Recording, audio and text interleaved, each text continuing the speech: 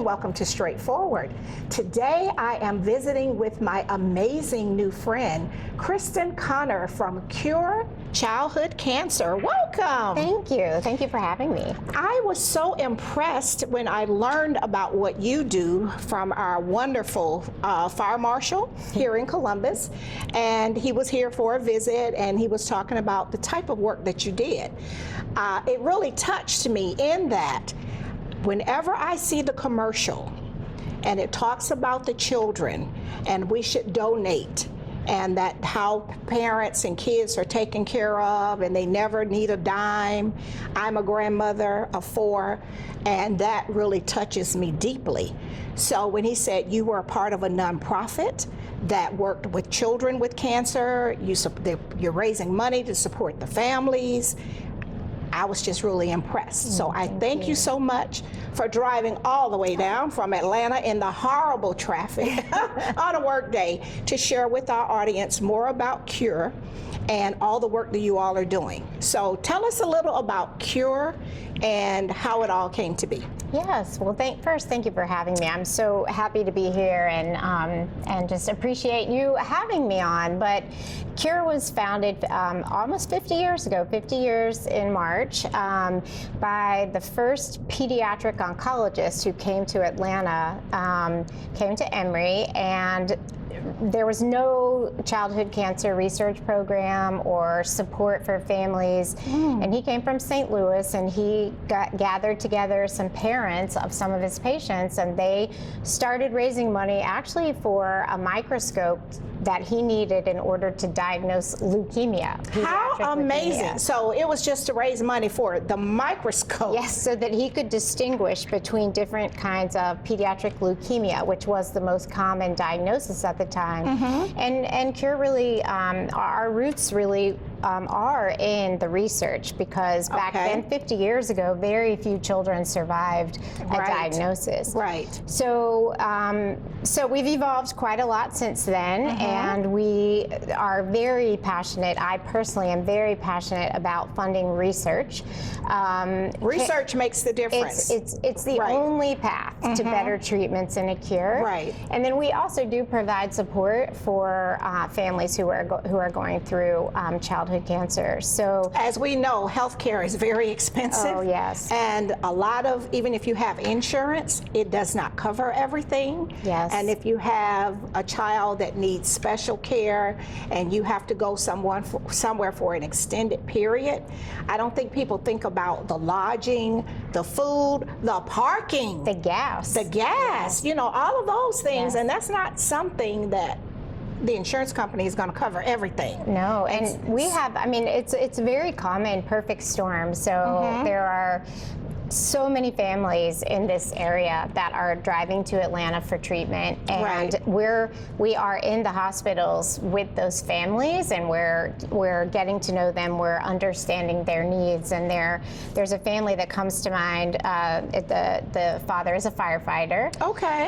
This situation is what happened. So their son was diagnosed with a brain tumor. He spent almost 3 months in the hospital. 3 months. The parents were trading off, going back and forth. Because they still have other children and a life. And work. Right. And the mother owned a small business here, here in Columbus. And then he, after that, went through surgeries, and then they had to do daily radiation for 6 weeks every day. They were driving back and forth. And right now, today, he is in Atlanta receiving chemo. And, when we know that that's what's going on with a family, we can anticipate the cost of gas back and forth. Absolutely. I mean, you're missing time from work, so you lose the wages. About 80% of our families. If you don't lose the job. Right. Right. About 80% of our families experience a decrease in income with a diagnosis. And then you have all of these added expenses. Who can absorb an additional $600 a month in gas. No. Plus food, childcare, just out-of-pocket medical. So last year we provided almost $800,000 in emergency financial assistance to more than 500 families. Really? Paying for things like gas, those rent, incidentals, yeah, right? Food. We want the families to be stable during this time and until they can get back to work. When they're already stressed. Already. And being a mother and yourself, you have children. I'm a grandmother. It's a lot. It's a lot. It is. And then just trying to figure out how you're going to maneuver, how you keep the house going. If you're working, like you said, part-time, well, then where is that money is gonna be made up? So your organization, you all have that vision to just say, okay, we can step up. Of course, we know there are other, wraparound services. I used to be a social worker in my other life. We call them wraparound services, where you can go and get some temporary assistance. But if something is ongoing, then it's no longer emergency assistance. You need some long-term support. Well, and for so many of our families, it is long-term. I mean, a leukemia diagnosis, which is still the most common, is you're talking about 2 years and 3 months of treatment. 2 years. So it is long, and we're there with families from the day they are diagnosed until they no longer want to have us in their lives. Right. We become family. We stay with them. For our bereaved families, we really stay with them. You stay on the journey. For our survivors, they unfortunately, with today's treatments, a lot of them suffer from health effects down the road. Right. And we're there to help them, through that too, and to stay educated on what the risks are because of the treatment they received. And then most importantly, we're supporting research so that they can have better treatments that won't leave them, with all those side damaged, effects. Damaged hearts and damaged, bones and all of these terrible things that happen as a result of these life-saving treatments, right? So we're really working hard on more precise treatments, less toxic for these children. This is a calling for you. It is a calling. You had a career. You can always tell when it's a calling versus a job, because as you were speaking, I could look into your eyes and I could see that you were fully committed. This is not something that you're just doing in the meantime because you just wanted to change careers. You are truly an advocate for those families, and your whole heart is there. And that is why this is a great organization. If people want to write a check, the proof is in the pudding. So what we're going to do is we're going to go to our first break to our sponsors, and we'll be right back. We'll be right back after word from some of our sponsors. Straightforward is brought to you by State Senator Ed Harbison, serving the citizens of Georgia's 15th Senatorial District and on the front lines for veterans every day. Progressive Funeral Home, family owned and operated since 1952. The George Ford legacy of high standards continues today in the compassionate and professional services provided, a touch of dignity for those who care. Progressive Funeral Home, 4235 St. Mary's Road, trusted by generations. Whole Patient Healthcare. Dr. Jada Rimes-Bacote is board certified in family medicine. She believes the best patient care includes practical, individualized lifestyle changes. Located at 1338 13th Avenue, Columbus, 706-641-2080, or visit wholepatienthealthcare.com. And welcome back to Straightforward. I'm enjoying this wonderful, very important, heartfelt conversation with my amazing new friend, Kristin Connor from Cure Childhood Cancer. In our last segment, I could see it in your heart. It just comes through your eyes. They say the eyes are the windows to your soul. I could see that this is truly a calling and a mission for you. And what you were saying when we went to the break in the sidebar is that most of your team, you used to be number 3, and now you are a very large team, but most of the members of your team have been touched by cancer. Yes. Share that with our viewers. Yes, well, so the quick answer and the easy answer is yes, many of our team. We actually have a few survivors on our team. We have parents who have had kids who have survived and also who have lost their children. And we have siblings, both of survivors and also those who passed And you away. are a mom with a surviving with the kid. survivor, and really, I want to go back to your point about this being a calling. So my son was diagnosed in 2001 with neuroblastoma. And how old was he? So they found a tumor on his spine when I was 33 weeks pregnant with him. Really? And they didn't know at that point what it was, but neuroblastoma, which is an aggressive form of childhood cancer, was a possibility. And I was just dumbstruck by that a child could be born with cancer. I did not know, but in fact, he was born with it. And he is now 23, and he's, Really? you know, a good human is what is. Yes, and we so want him to that's be the good most people. important thing. Yes. But he's great. But you know, it was 2 years for us With a newborn. with a newborn, not what you ever expect to be going through. And so it was really tough, as you can imagine. And I bonded with many other families, especially moms whose kids were going through cancer treatment, and some of those, too many of those, didn't make it. And when you see that and you're exposed to how these kids really suffer, I mean, really suffer, and their families suffer and their communities suffer, like it really just impacted me. And when Brandon, Forever, it's life-changing. Forever. And when we got to the other side of things in 2003, and I had a minute, right, to kind of reflect on it and thought, how can this be? Like, how can so many kids be suffering? And I started to look into what are we doing about childhood cancer? And I learned a lot, and it was That's why the shocking to research me. is so important. So cancer, behind accidents, cancer is the leading cause of death in children. Really? It is the leading cause. Cancers that affect children are completely different diseases than those that affect adults, biologically different. But most of the research that's being done in the cancer field is being done about cancers that affect adults.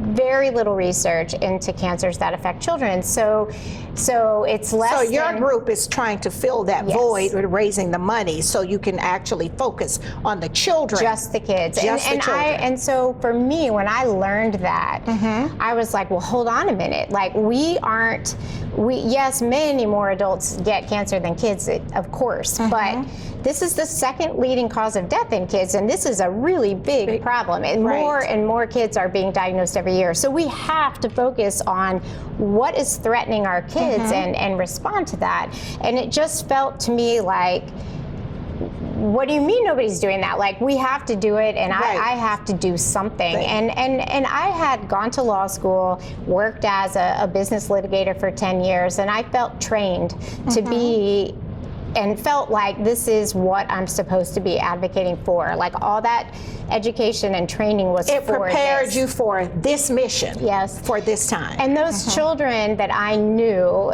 whose parents are still among my very best friends all these years later. Well, you have a common bond. Yes. Yes. But, you know, I watched those kids, and so many of them weren't as lucky as we were, and it breaks your heart. And I just felt like we can do better for these kids. And so my passion is the research. And in the I've been with Cure almost 19 years. Really? 19 years in You're March. only 22. Yeah. How about that? Exactly. Started as a toddler. Yes. But, you know, I've seen the changes. And, you know, back when my son was diagnosed, if you went through the frontline treatment for his kind of cancer and it came back, those kids didn't live. Yeah. And now there are options for them, and we're getting so much better at treating these kids with less toxic treatments, very precise treatments, and that is my passion. And so, more targeted, not Yes. just that full blanket. Yes. As we do with adults, sometimes it's like one size fits all. Everybody gets the chemo, everybody gets the radiation, but you want targeted, specific. Yes. Per person. I want not only that, but now that the human genome has been sequenced and mapped, now we have the ability to look at the genetic changes in a child's tumor and treat the drivers. So if there's a mutation that's driving the growth of the cancer, we can target that mutation and sometimes turn off the driver, right? And so, or sometimes instead of just blasting the whole thing, right? And you're giving these kids the treatment that's most likely to work for them, and not other stuff that's going to harm them but not have a chance of working. So it's so much smarter now, and really treating at that genetic level. So the science is very important to you, to just laser focus on what that driver is, and not just, because a lot of times everybody was a one size fit all. If you got a diagnosis, everybody pretty much got the same treatment. That's not what you want. No. You want laser focus, let the main thing be the main thing. We don't want to just do everything and then they have all of these side effects over here where they're sick, the quality of life is not good. And so that's why you're fighting so hard as a mom, as an advocate, and raising money. Because we need money to do this. And I think what people I didn't understand this. I felt like research, how can I, with my $10, $25, $100 impact research?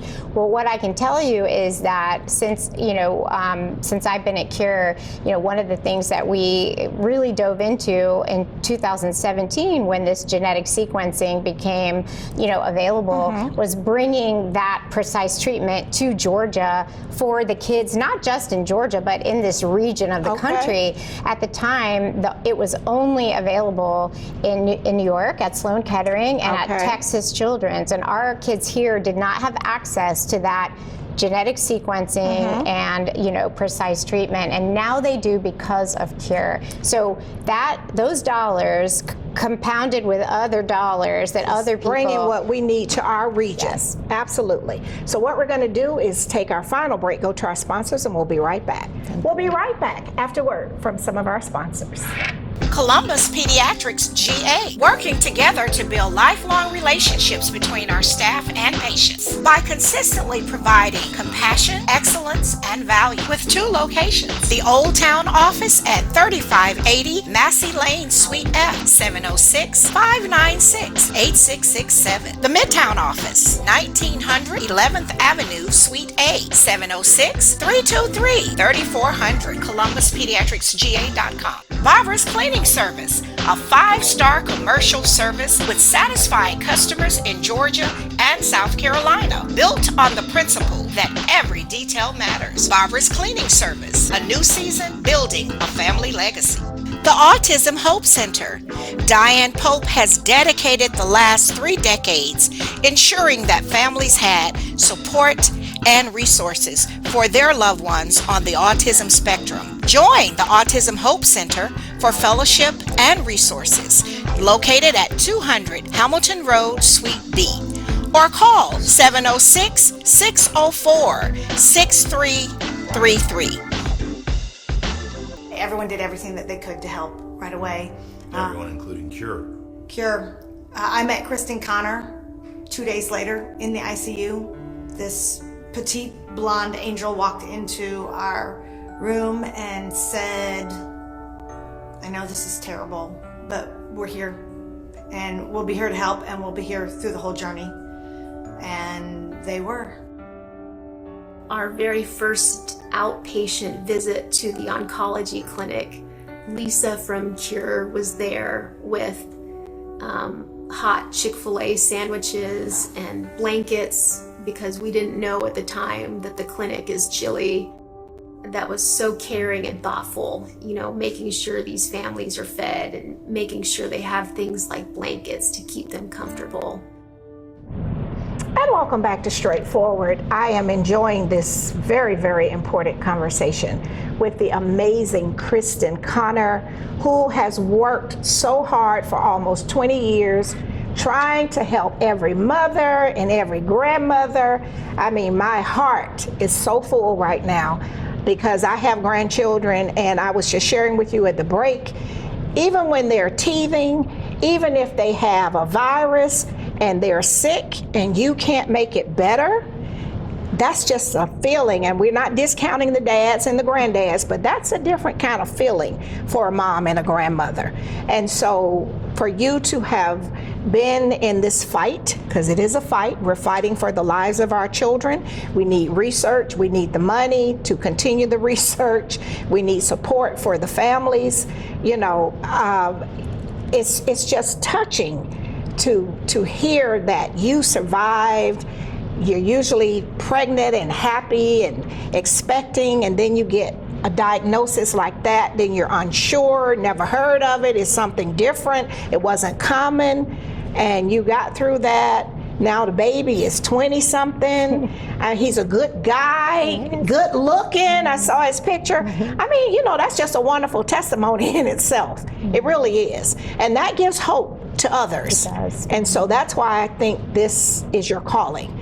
We are happy you have the law degree in case we need to work some things out over there, but I think this is really, because your own personal story is very powerful. And so, where do we go? How do we get communities? I know you're serving families here. Yes. You have a team in Savannah.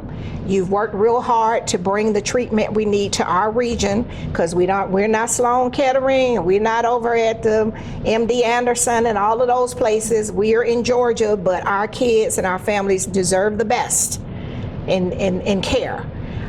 So what do we do? What do you need for us to do? I know you all are at 50 years celebrating. You're going to be having a lot of big events coming up in March, you know, as you're planning all of your different things. But I need us to make sure we tell this community, because you're helping us. People didn't know that, right. So I want to make it clear. If you never give back, you are a parasite. You have to give back. You have to pour in.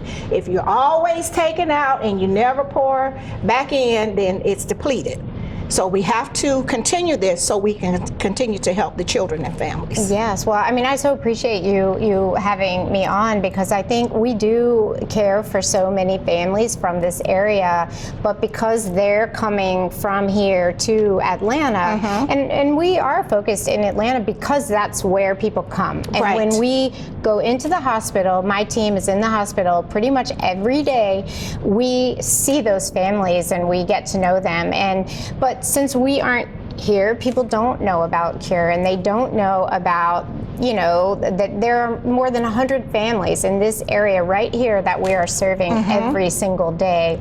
And so it takes all of us to really and you know, give and give a little bit, and that matters, and you know, it combines with what other people give, right. and it really allows us to both help these families with, I mean, we provide counseling for the whole family, Really? Siblings, parents, survivors, Because the siblings patients. don't understand. Yes. Yeah. And not just when they're in treatment, long after. Right. You know, Grief. whenever they need it. Right. Oh, Lord, grief is something. Yes. The bereavement support, you know, we serve meals in the hospital so they don't have to buy food Which when is they're very in the hospital. expensive. I've been there at Emory. My brother-in-law was there, and the food was very expensive. Yes. The parking for family members was expensive.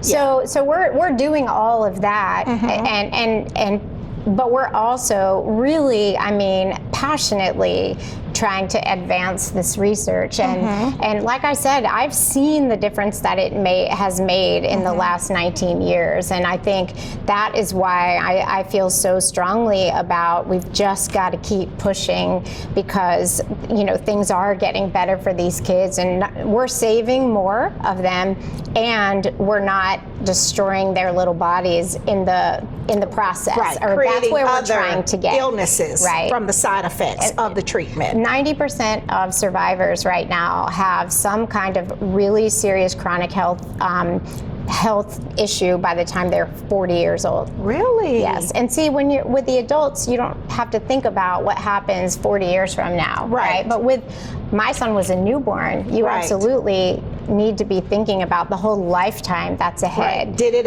impact his heart, which impacts other things? Yep. You know, Secondary cancers, I've unfortunately been in this long enough to see some of my friends whose kids survived later as teenagers get, or early 20s, secondary cancers and pass away from those. So we just have to do better for the kids, and we can do better.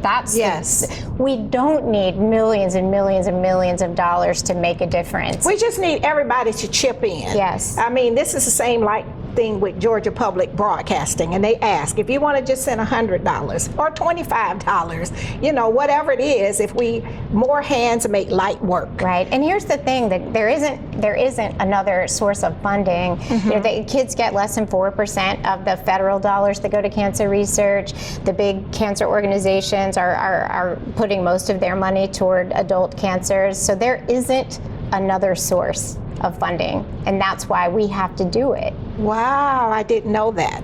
All I know is I've seen the commercials, and you see the cute kids, and they are saying you give a donation, you get this little cute blanket, and then Marlo Thomas and her dad. So those are all the traditional things that people think that we know. Right. But you have just educated us in that 4% of the federal funding is only going to the children. Right, and also, I mean, I appreciate what you see on TV, but that's just one hospital in Memphis, Tennessee. And right. the kids in this region aren't going there.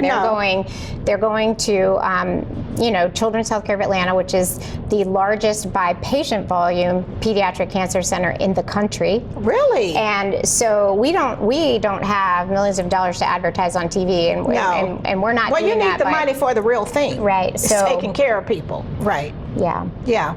So where can they find you? Of course, we're going to show it on the screen, but it's curechildhoodcancer.org. You can find out all about us there. We are so transparent. 90 cents of every dollar goes straight to our mission. We work hard to be very lean and really be, serving these kids as well as we possibly can. All right. Well, I am happy that you're on the front line. You were chosen for this mission.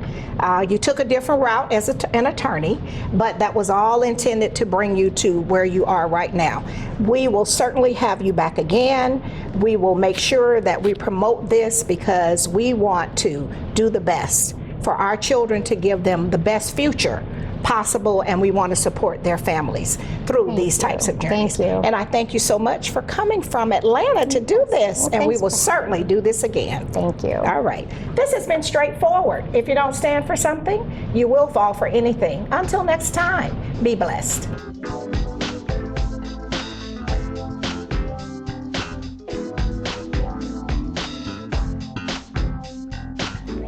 What up, world? What's up, Columbus? Be sure to tune in every Sunday, Straightforward with Gloria Strode, right here on NBC 38.